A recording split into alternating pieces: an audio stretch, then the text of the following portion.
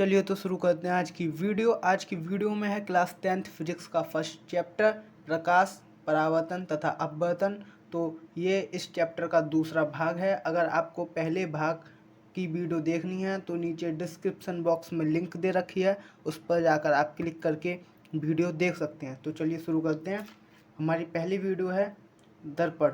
यदि किसी चिकने पारदर्शी तल के एक पृष्ठ पर कलई का लेप करके दूसरे पृष्ठ को परावर्तक पृष्ठ बना दिया जाए तो वह निकाय दर्पण कहलाता है।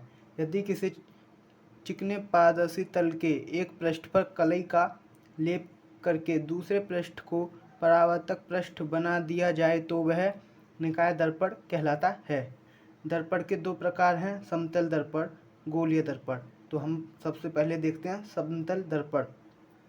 वे दर्पण जिनका परावर्तक पृष्ठ समतल होता है समतल दर्पण कहलाते हैं।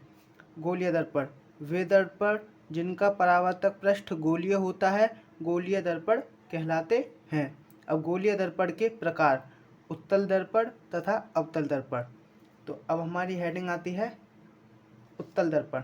उत्तल दर्पण, यदि गोलीय खंड पर इस प्रकार पॉलिश की जाए कि प्रकाश का परावर्तन उभरे हुए भाग से हो तब ऐसे दर्पण को उत्तल दर्पण कहते हैं। गोलीय खंड पर, ये हमारा गोल है, ये गोलीय खंड यानी एक गोलीय खंड पर इस प्रकार पॉलिश की जाए। अब हमने यहाँ पर अंदर की तरफ ये पॉलिश है हमारी, पॉलिश की जाए कि प्रकाश का परावर्तन उभरे हुए भाग से हो। यदि हम यहाँ पर प्रकाश की किरण डालते हैं तो उभरे हुए भाग से यहाँ पर प्रकाश की किरण का परावर्तन हो जाता है, हो जाए तब ऐसे दर्पण को उत्तल दर्पण कहते हैं। यानी ऐसे दर्पण को उत्तल दर्पण कहते हैं। वह दर्पण जिसमें प्रकाश का परावर्तन उभरे हुए भाग से हो वह उत्तल दर्पण कहलाता है। अगली हेडिंग है हमारी अवतल दर्पण। यदि गोलीय खंड पर पॉलिश इस प्रकार की जाए कि प्रकाश का परावर्तन दबे हुए भाग से हो तो ऐसे दर्पण को अवतल दर्पण कहते हैं। यह हमारी प्रकाश की किरण है, इसका परावर्तन अवतल दर्पण में दबे हुए भाग से होता है और ये इसके ऊपरी पृष्ठ पर कलई की पेस्ट या लेप लगा हुआ है जिससे कि इसका परावर्तन दबे हुए भाग से होता है। गोलीय दर्पण से संबंधित परिभाषाएं। हमारी अगली हेडिंग है गोलीय दर्पण से संबंधित परिभाषाएं। दर्पण का ध्रुव, गोलीय दर्पण के परावर्तक तल के मध्य बिंदु को दर्पण का ध्रुव कहते हैं, इसे P से दर्शाते हैं। गोलीय दर्पण के परावर्तक तल, गोलीय दर्पण का परावर्तक, ये इसका गोलीय दर्पण का परावर्तक तल है।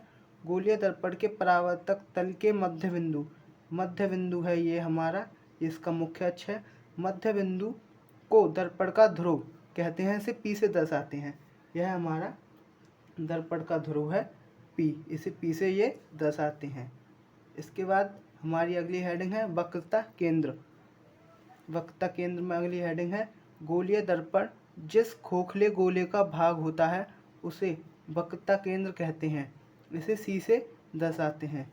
गोलीय दर्पण जिस खोखले गोले का भाग होता है उसे वक्रता केंद्र कहते हैं, इसे C से दर्शाते हैं। ये हमारा C है, इसे C से दर्शाते हैं। वक्रता त्रिज्या, वक्रता केंद्र और दर्पण के ध्रुव के बीच की दूरी को त्रिज्या कहते हैं। वक्रता केंद्र और दर्पण के ध्रुव के बीच की दूरी को वक्रता त्रिज्या कहते हैं, इसे R से दर्शाते हैं। वक्रता केंद्र और दर्पण के ध्रुव के बीच की दूरी को R कहते हैं। ये हमारे ये वक्रता केंद्र और दर्पण के ध्रुव के बीच की दूरी को यहाँ पे R से हमने दर्शाया है, इसे वक्रता त्रिज्या कहते हैं। अब अगली हेडिंग है हमारी मुख्य अक्ष। मुख्य अक्ष, ध्रुव और वक्रता केंद्र से होकर जाने वाली रेखा को मुख्य अक्ष कहते हैं। ध्रुव और वक्रता केंद्र से जाने वाली, ये जो आपको लाइन दिखाई दे रही है, ये जो लाइन जा रही है, ये वाली लाइन हमारी है मुख्य अक्ष। मुख्य अक्ष वक्रता केंद्र से होकर जाने वाली रेखा को मुख्य अक्ष कहते हैं, ये हमारा मुख्य अक्ष है। इसके बाद हमारी अगली हेडिंग है मुख्य फोकस। मुख्य अक्ष के समांतर आने वाली प्रकाश की किरणें परावर्तन के बाद एक बिंदु पर मिलती हैं, उसे मुख्य फोकस कहते हैं। इसे एफ से दर्शाते हैं, कैपिटल एफ से दर्शाते हैं। मुख्य अक्ष के समांतर आने वाली प्रकाश की किरणें परावर्तन के बाद पश्चात एक बिंदु पर मिलती हैं, उसे मुख्य फोकस कहते हैं। इसे एफ से दर्शाते हैं। इसमें हमारा दो प्रकार के इसमें मुख्य फोकस आते हैं, एक अवतल दर्पण का मुख्य फोकस, एक उत्तल दर्पण का मुख्य फोकस।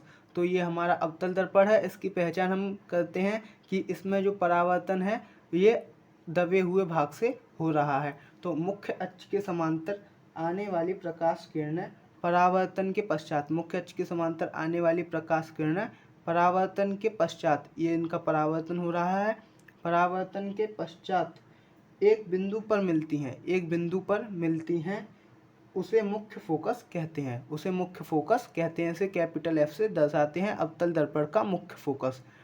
अवतल दर्पण का ये मुख्य फोकस हो गया। इसके बाद आते हैं हम अपने उत्तल दर्पण का मुख्य फोकस। उत्तल दर्पण का मुख्य फोकस क्या है?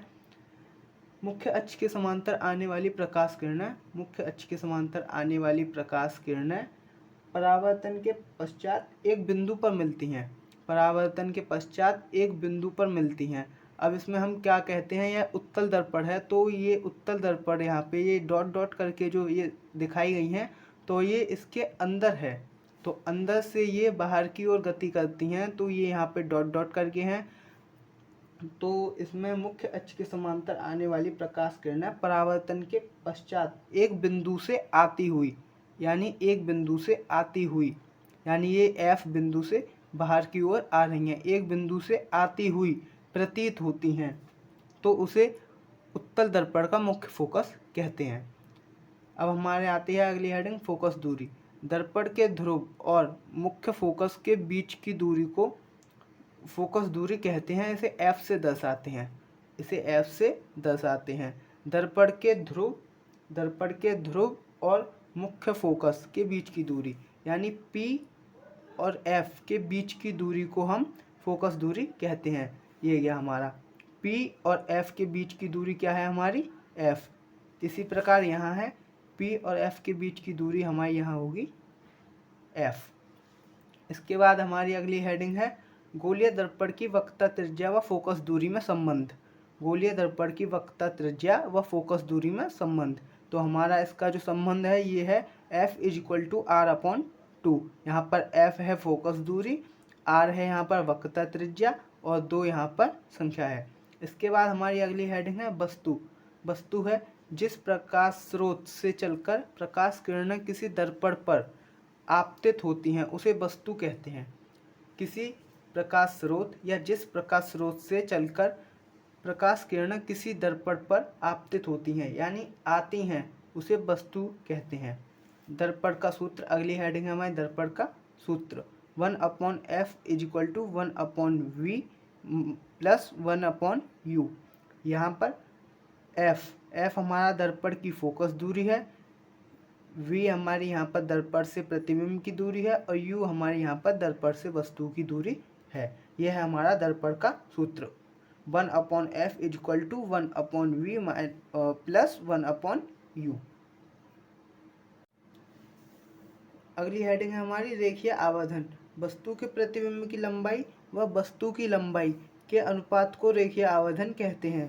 m = I/O, जहाँ m रेखीय आवर्धन, I प्रतिबिंब की लंबाई, O वस्तु या बिंब की लंबाई। अब आता है अवतल तथा उत्तल दर्पण के उपयोग। अवतल दर्पण का उपयोग मोटर कार, स्टीमरों, सर्चलाइट, लैंप में परावर्तक के रूप में किया जाता है तथा डॉक्टर के उपकरणों में भी इसका उपयोग होता है। दूसरा है अवतल दर्पण का उपयोग स्ट्रीट लाइट व वाहनों में शीशे के रूप में होता है।